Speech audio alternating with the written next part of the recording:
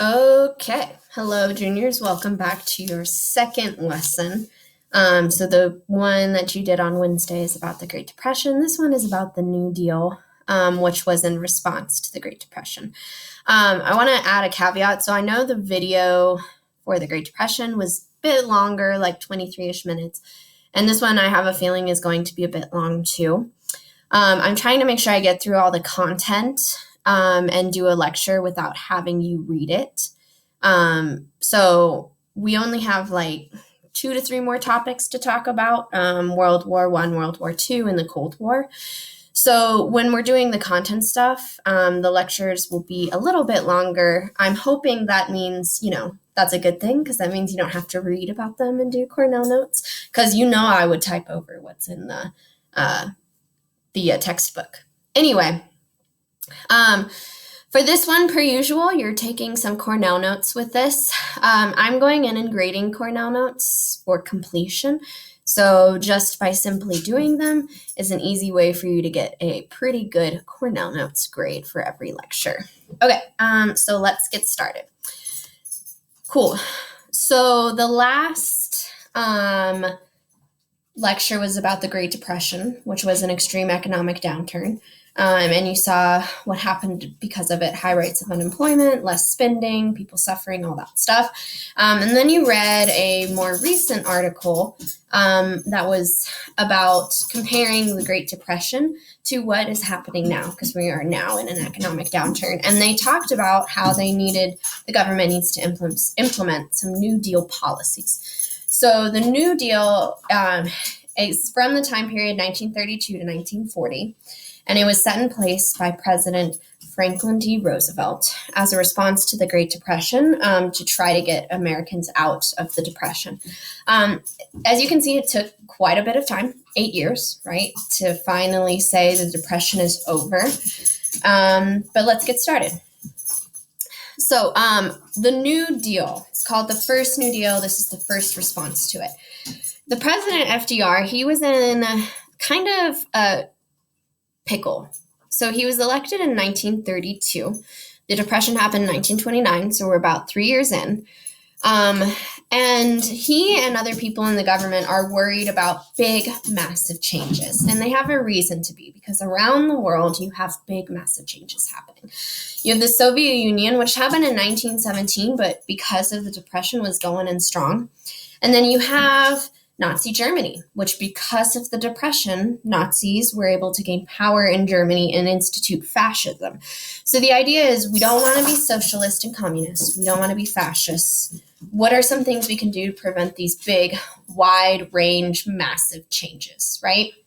And the approach that President FDR took, and the government, was to have regulation and management of the economy, not a drastic change of the economy.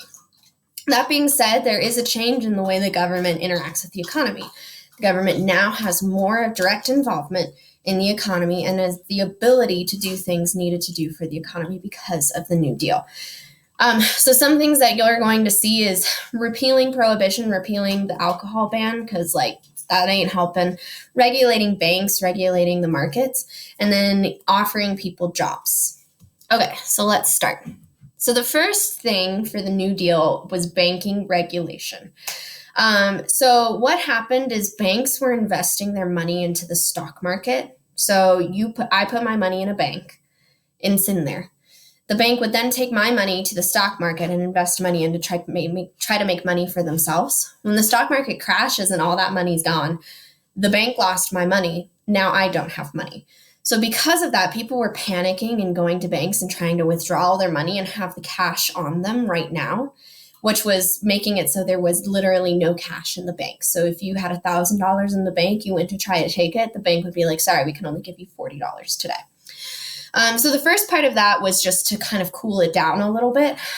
So FDR passed banking holidays, which was the banks were closed. So people couldn't come in and take out all of their money and freak out. And the banks could kind of assess the money of where they needed and make sure it's good to go. And then the government passed the Emergency Banking Act, which made the government was able to give money to these banks so people could withdraw their money if they needed it. The problem with the banks running out of all the money is like, oh no, where did it all go, right? So Congress and the federal government gave loans out to banks and money out to banks so people could take out their money. And the last was regulation called the Glass-Steagall Act. Sorry if you hear my dog. I'm just going to ignore her because she'll eventually stop. The Glass-Steagall Act put into place that banks can't buy stocks. It was a law. It was actually repealed in the 90s, so banks can buy stocks, I guess. But it was saying banks can't take your money and have risky investments with your money. They have to protect that money. They can use the money to give out loans and stuff like that, but they can't buy stocks with it.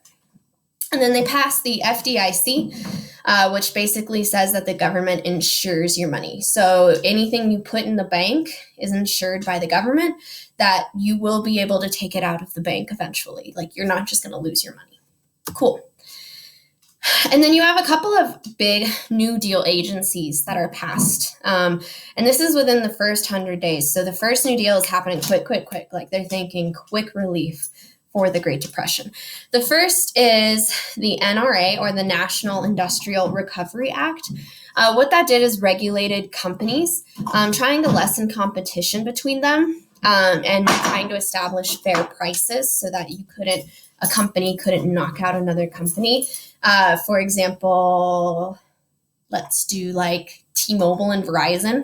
If it was Great Depression times, maybe one of them is like worried about losing money, so they bring their prices down so low that everyone only goes to T-Mobile and they stop going to Verizon. That's not really fair, right? Like, they're not really doing it to make a profit. They're doing it to get another company out of business. And then they also established, the NRA also established work conditions and codes for workers as far as how much they should get paid, how much they should be working, what happens if they're fired, things like that. And then the government, as you read in the article for the Great Depression last week, did things to directly employ people so that they would work. When unemployment's really high, you don't have spending, and it just gets worse and worse when it comes to recession. The best thing you can do is provide employment. And what FDR did is he did employment while also doing infrastructure. So the first is the Civilian Conservation Corps. And they would work on government projects such as forest preservation, flood control, making national parks, making roads, anything for the government.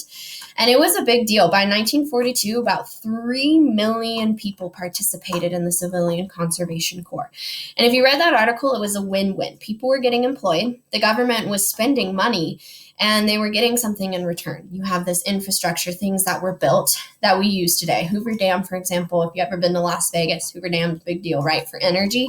That was all built because the government paid people money to do that. So a lot of people argue because of that, it was like win-win for everyone else. The other one is the Public Works Administration. And for this one, the government would give money to corporations or companies that would then do construction and would hire workers. You have, for example, like Xcel or Power Industries, right? Giving money to Xcel to manage power, have new projects. Xcel then employs people to work on these projects. So that's a pretty big deal. Okay. Some other similar things that we have, you have the Tennessee Valley Authority, which was trying to build a dam in Tennessee for power, and the Civilian Works Administration, basically a bunch of different things to make sure people were employed and working, which is pretty good to go. Okay. Agriculture also became a big deal during the Great Depression. I can't remember from the last lecture, but prices for agriculture were in free fall. So food was becoming so cheap because they had so much supply, and so farmers weren't making any money. And then you have something called the Dust Bowl happens. In fact, it affected parts of Colorado, eastern Colorado, probably where our school is. I don't know. I'd have to look more closely at it. So farmers could not make enough money actually working on their land. Problem is, if people stop farming, you run out of food. So on top of everything else, you can't run out of food. So the government passed the Agricultural Adjustment Act, which is they would pay farmers to plant less. The idea is if less less farming food we have. The higher prices it are, the better off the farmers are, the more farmers that we have. I know it seems counterintuitive. You'd have to take like an economics class, which I love economics, so I would do that. Point being, the Agricultural Adjustment Act made it so farmers would get paid more and have an incentive to actually farm. Okay, let's see what's on the next slide. The Supreme Court and the New Deal.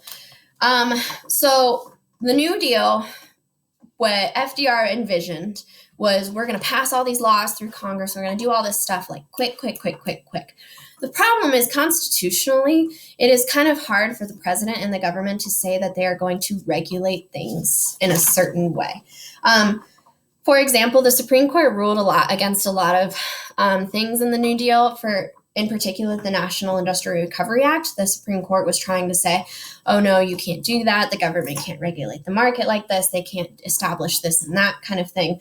Some other issues that they had is that economic security, which is what FDR was more focused on. So he was focused on making sure people have enough money, people can have access to money, fair wages, fair work conditions, restricts liberty. So you're taking liberty away from companies and from owners for businesses, and not really giving more liberty to anybody else. Initially, the Supreme Court was like, you're out. FDR was a pretty good politician. And in fact, I would say this is what's happening with President Trump and the Republican Senate right now, is they realized if we start flipping courts, we're going to get what we want. So FDR began to start choosing justices for the Supreme Court, for other federal courts, to stack people who believed with him ideologically. So then they stopped ruling against all of these Supreme Court cases. So pretty big deal politically, right? I mean, on one hand, you could be like, oh, FDR did good things. He gave people jobs. But he also manipulated the government to benefit himself and his policies. Okay, let's see what's next. Beyond the government helping people, you have some sort of grassroots things happening to support people. Grassroots means on the ground. So you're not working from a higher level, passing policy things. You're literally working one-on-one with people to fix things. And this comes from labor unions. So you learn about the AFL during the Progressive Era and the Gilded Age because they were instituted to collectively bargain for workers' rights. And then you have the new passing of some different unions. For example, the Congress of Industrial Organization, or the CIO. What these unions did is instituted different strikes in a way that prevented people from being fired, and eventually convincing the government to say it's illegal to fire people who strike. So they would do things like sit-down strikes. So if you walked into a factory and you were striking, you would sit down and just not work. And, you can't really they can't get rid of you. They can't do this and that. They also made it so that unions have a say in workplace management. So in quite a few factories, even today, some of you watched that American Factory in Mr. Hansen's class, you have a union representative in there. They're in there making sure things are good with work conditions. People are being treated fairly. People are working safely. And they're there to represent the management of those people and be a part of the production of this. So instead of being outsiders to work, capital, and labor, the labor unions start to become fundamental in these different types of environments. Okay. So the first New Deal is all about let's fix this now. We need to get jobs. We need to get money. We need to try to fix this economy. The second New Deal has more of an impact that you see today. President FDR started to have this belief that we need to provide economic security for people. It is the government's responsibility to provide economic security for their citizens. Revolutionary. The government has never believed, and even today, quite a few people don't believe, but it is the government's responsibility to make sure citizens have money. And it is very flawed, but some big things that he did that directly affect us today and do things for us today happened during the second New Deal.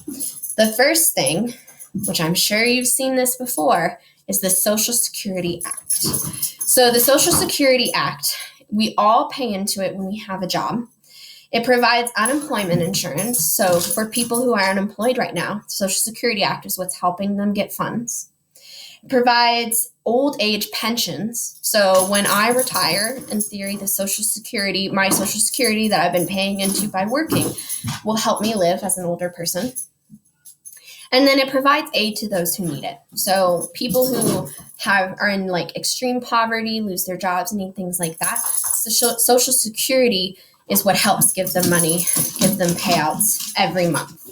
The pension's important because pensions are paid for by workers using their taxes. So when you hear people talk about Social Security now, they're really worried because the baby boomers, the largest generation in the US, is getting older. And the Social Security that they're using is what I'm paying into it, right? And so the fear is like, when I'm older, will there be enough for me? Because we're just getting less and less people as time goes on. And then unemployment is mostly used by states, so the government helps them, but the states control unemployment funds and controls how they gather that money. So Social Security is a big deal. I cannot like emphasize this enough. I know it's something you're used to, and I know it's something you've seen your whole life for the most part, but this is in the 1930s, like not even that long ago, when they decided that the government should provide for people. So it's a big deal. Sorry about my dog in the back again. We're just going to ignore him. Some other things that were passed, we have the Wagner Act, which provides legal protections for unions and collective bargaining and make it so that unions are a large part of economic stuff like that. And then he also passed the Work Progress Administration, which paid money to artists. So FDR was like, hey, it's great we can get infrastructure, but at the end of the day, like in society, we need art, we need music, we need movies, we need blah, blah, blah. So the government was also paying money to support artists, support musicians, support athletes, like things for leisure things that they say would be like definitive of a good life or whatever. And the last I think is interesting is the Rural Electrification Agency. So FDR, electricity has been well invented by then, but as I'm sure you can imagine, in a lot of places there is no electricity. What FDR did is said, government's going to pay to make sure electricity goes out to every house in every nation, even if you live in the mountains in the middle of nowhere, like we're going to have some sort of plan to get you that. Okay, so we are going to end it with change or no change, right? Like, was there a lot of change from the Great Depression? Minimal, stuff like that. And I know I'm making it seem like, yes, there's a lot because of like Social Security and everything. But when we are talking about big changes, it's easy to get lost in like, oh, everyone's affected by it. Once you start looking at certain groups, you can see whether changes are happening or not. So the first group we're going to talk about are women. During this New Deal time, right, women are given the right to vote. Women are trying to find their independence, but at the end of the day, they're not employed that much anyway already. And when the Great Depression happened, women lost their jobs significantly more than men, and it was much harder for them to go out and get a job. Because at this time, right, high unemployment, men are the one who are supposed to work. They're the ones getting the jobs. So women would lose their jobs and they wouldn't really get much help or support with that. The other thing that happens, so Social Security, you pay into it, you get it from working. At this time, and even in today's world, a lot of women don't work. They're at home, they're taking care of their families. That is their full-time job. Well, unfortunately, that job is not recognized as paying into Social Security. So a woman, right, who's a stay-at-home mother doesn't get the same Social Security benefits as a woman who's going out and working. Even though full-time mother being at home is like having a job. You're working for free, basically, right? Okay. Some other things I want to talk about are African Americans during the time of the New Deal. So for the Great Depression, because of discrimination, because of the types of jobs that were being offered to whites versus blacks, and unemployment, African Americans and blacks are significantly affected more from the Great Depression. And you're kind of seeing the same thing happening now. It's because of systematic issues, systematic discrimination that's happening. And they were definitely hit the hardest. FDR was in sort of a tough kind of thing because he was a Democrat. If you remember, a lot of Democrats came from the South during this time, and a lot of them were racist, as we know. So there was a lot of kind of like weird red tape to make it easier to discriminate against African Americans looking for employment with the government, looking for housing and things like that, just making it really, really impossible for them to find those types of benefits from the government, which again, just increases discrimination, increases this disparity, and proves that, well, if you're white in America, you're going to get help from the government. Black, probably not. Problem. The other thing that you see happening, though, is some more pluralism. So the government was trying to promote more like immigrants, promote the value of immigrants, the value of different identities, the value of different cultures, to try to say like, hey, the common man, the common working person, regardless of where they come from, is the person holding us up. Which is kind of interesting, and one of the first few times where you see the government try to promote like diversity and different things. That being said, the systems themselves, it's one thing to say you believe this, but the systems that you pass are ultimately what shows who's discriminated against and who is not. Okay, so that's the lecture. I want to explain your assignment to you really quick. Ultimately, you're going to be writing a full-length DBQ for me to read and give feedback on, but I want to talk about document analysis because I really want us to like work on getting this better. So once you listen to this lecture, you're going to open up this document analysis assignment, and you're just practicing the documents. I want us to move away from literal to actually analyzing. What's happening is I'm getting two paraphrases at once. So I'm getting this is what this document says, and this is what this document says. You're not analyzing it. You're not going to get points for that. The analysis has to come from the hip. Does that make sense? So up here is my CFS, or my key points for what you should be doing for HIP. Down here, I have some particular questions or things for you to think about. I'm going to change that to a question mark. As you are doing HIP. And then you're going to practice this. So I have up here that you should use a prompt and a thesis to help you. We're practicing and analyzing now, so I'm not going to have you write a thesis. So what I've done is I have a prompt, and I've written my own thesis. The gist of this thesis you need to know is that my position is it's not a turning point. The New Deal should not be considered a turning point in history because it only benefited certain Americans and not others. Cool. So I'm coming in with that lens of my position to analyze these different documents. For every document, you're going to do historical context. You should be getting this from your past two notes, the Great Depression notes and the New Deal notes you just took. And then you're going to choose one of the other ones. So you're either choosing intended audience, purpose, or point of view, only one. But for every single one, I want you to do historical context. Okay, so we're going to do source A together.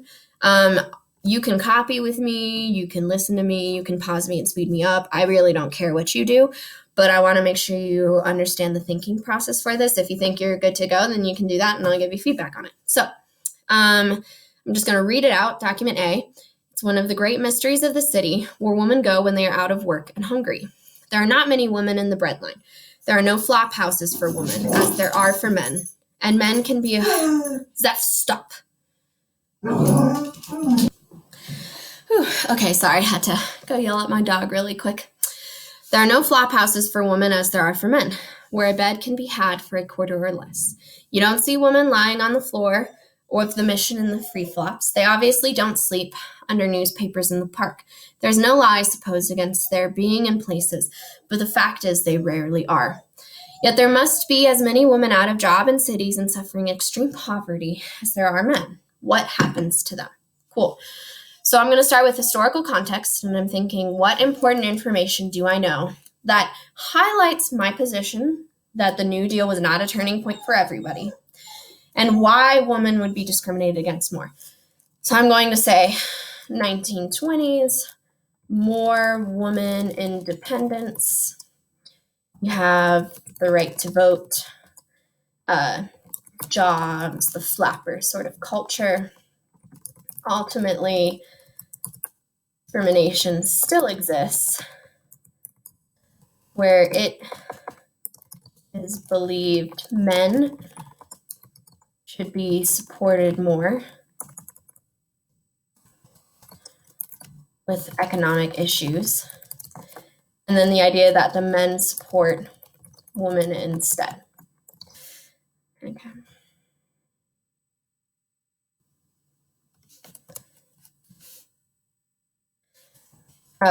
For example, unemployment, if woman works from home, doesn't get those benefits. Cool. Okay, so that's my historical context. And then I'm just going to choose one down here. I'm going to choose intended audience. So I'm thinking, who is this person? Who do they want to write to convince them of something about women? And I'm going to say this person's intended audience is the government and FDR. So this person wants to highlight that there isn't relief provided to over almost half of the population, and that is unjust, kind of thing, right? Unjust. Cool.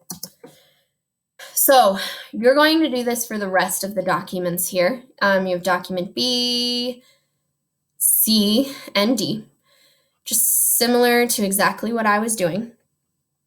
The biggest thing that I want you to do is historical context and only choosing one. I'm going to give you feedback on this because after this lesson, next Wednesday, you are going to write a full-length DBQ. And I'm going to be looking specifically at how you analyze those documents. Okay, sorry, the video is a bit longer, but whatever, you'll be okay. And I'm very sorry about my dog. She's being naughty. I don't know what it is. Guess I need to take her on a walk. Okay, see you guys soon.